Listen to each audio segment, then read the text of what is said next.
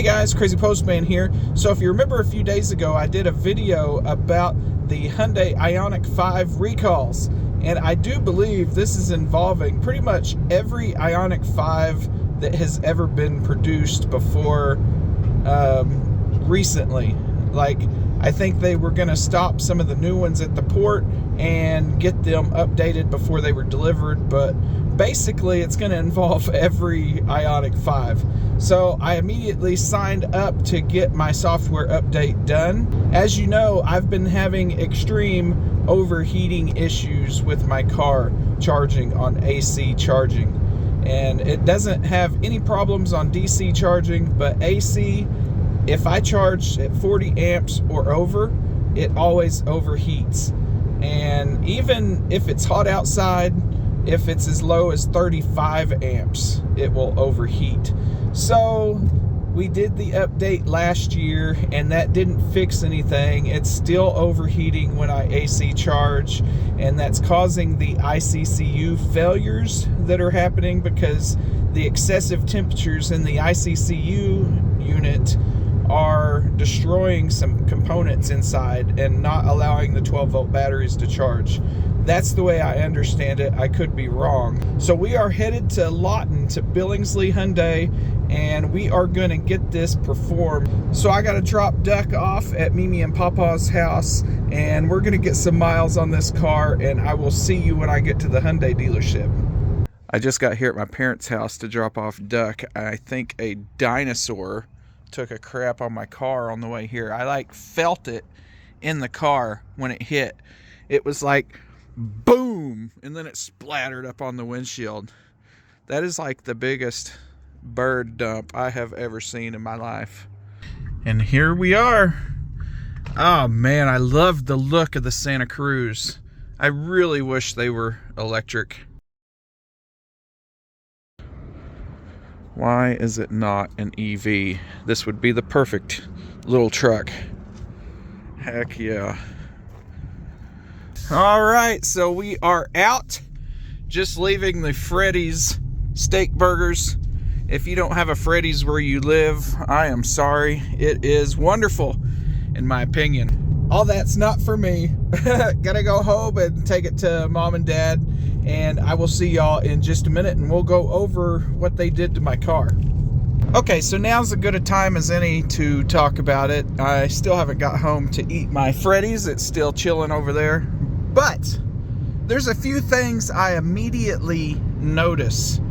The steering feels physically lighter, and I'm just in normal mode, and it feels a little lighter.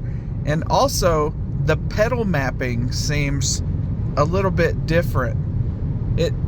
I don't know if it's the pedal mapping or the regen settings, but I always use level 3. You can see here, oh, I can't because I'm on cruise control. But I always use level 3, and it seems like I don't want to say there's not as much off-pedal regen, because there is. It didn't seem like it had less regen, but it seemed like the pedal mapping was different. So I don't know how to explain it. It's almost like the auto setting was, except I'm in number 3. There's like, I don't have to push the pedal as hard. I don't know how do I explain it? I don't have to, when I want to slow down to get regen, it seems like there's less of the pedal. I still get the same amount of regen, but I'm struggling here, guys. I don't know how to explain it. Editor Crazy Postman here. We'll just leave past Crazy Postman in the background there having a panic attack trying to figure out how to describe this. It's almost like you have to push the pedal less to go.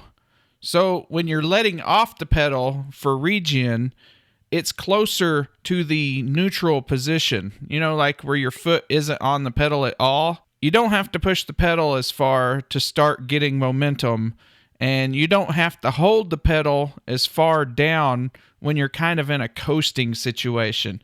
You can almost let all the way off of it, and your regen doesn't even kick in yet. I don't know, maybe all this is in my head, but it really seems like to me the pedal mapping did change a little. You'll have to meet me down in the comments and let me know if you did this update and you think your level 3 regen is a little bit different than what it used to be. I think it's a good thing. I like it now. I liked it before, but I think it's a little bit better now. And the steering is a little bit lighter, I think. Let's go ahead and get back to the mental breakdown in progress. In level 3 regen, if you slowly back off the pedal and you're maintaining a speed behind a car, it almost allows you to coast more, I think. The level 3 regen is still there. If you let off the pedal, you will get the regen, but I think it's just less pedal. I don't know how to explain it. I'm digressing. Now we'll get back to the recall update. I've got it performed. We're on the way to my house, and I'm gonna charge this car at 40 amps. So we'll get to my house and we'll get this plugged in and we'll see how hot it actually gets. Now, if you remember from the previous episodes where I've talked about this a lot, I've made several videos about this overheating. The temperature would get up to 240 degrees. Now, the air temperature isn't that hot today. You can see it's 56, so it's not like it's a scorcher outside. But we'll get home and try it out anyway. We'll plug in the car scanner app and we'll see what it gets up to. Okay, so we just arrived back at my house. You can see I got car scanner here running on my phone. The starting temperature is going to be 66.2 for the AC inlet. That's the temperature we're going to be watching here. So let's go ahead and get this plugged in. So, oh, it only ramped up to 36 amps. I know exactly why. Let's come in here and fix that real quick. It's set to 90%, so you can see at 90%, it's at 36 amps. I'm going to click 100% there, and you'll watch that bump up to 40 amps right away. So you can see it is going up pretty quickly. We've only been charging for 2 minutes, and it's already up to 87.8 degrees. Well, it's not looking good. We are 39 minutes in. I thought I would check in on it, and we are up to 210 degrees. It is very hot already. There is a pretty good wind blowing, and it is probably down to 48 degrees now. It's pretty cool out here. So I'm actually pretty surprised that it's been able to get this hot, because it is cold out here. So I guess we'll just continue to let it cook, and we will see how long it will make it.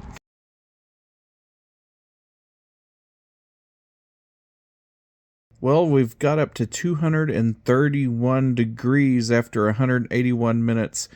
It is crazy that it's able to get this high, even though the air temperature is in the mid-30s outside with a north wind. So here we are. We've made it to the last update. I had my car set to stop charging at 90%.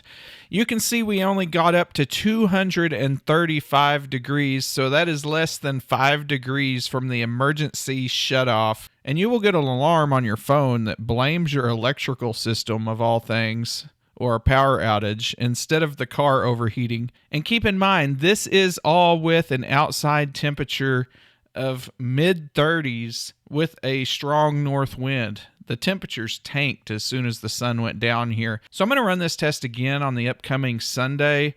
It's supposed to be pretty warm in the mid-80s, and I guarantee you this car is going to overheat charging at 40 amps.